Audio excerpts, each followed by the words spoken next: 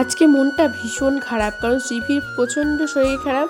মানে এখন যেটা হচ্ছে না, সবার ভাইরাল ফিভার, বাড়িতে তো প্রত্যেকের জ্বর, সেখান থেকে সিবিকেও এখন ধরেছে। তো দেখো 102 জ্বর, ওকে নিয়ে আমি এখন ডক্টরের কাছে এসেছি। আর এসে দেখছি ডাক্তারবাবু লাঞ্চে গেছেন। তো আমি ওকে হোমিওপ্যাথি প্রেফার করি এখানে, মানে ছোটোখাটো যদি কোনো অসুবিধা হয়, যদি খুব সিরিয়াস হয় তখনই আমি বনগাঁতে মানে সরোজ বিশ্বাস যে ডাক্তার শিশু বিশেষজ্ঞ, ওনাকে দেখাই। বাড়ি চলে এসেছি, এসে দেখছি বাবাও শুয়েছে, বাবারও প্রচণ্ড জ্বর, বাবা দোকান খুলতে পারছে না বিগত 4-5 দিন। তো একটা বেদানা মানে খুললাম, খুলে বাবাকে হাফ দিলাম আর সিবিকে হাফ রস খাইয়ে দিলাম। আর দেখো এই যে হনুমান এসছে, অনেক দিন পর হনুমান দেখা পেলাম। সে ছোটোবেলায় প্রায়ই আসতো, আর আমাদের বাড়িতে তো সবসময় কলা থাকে, ওকে কলা আলু সব দিতাম খেতে, সেই স্মৃতিগুলো মনে পড়লো। আর বিকালবেলায় মা গিয়ে দিদাকে নিয়ে এসছে। দিদার হচ্ছে হাঁটুতে সমস্যা, একদমই হাঁটতে পারে না।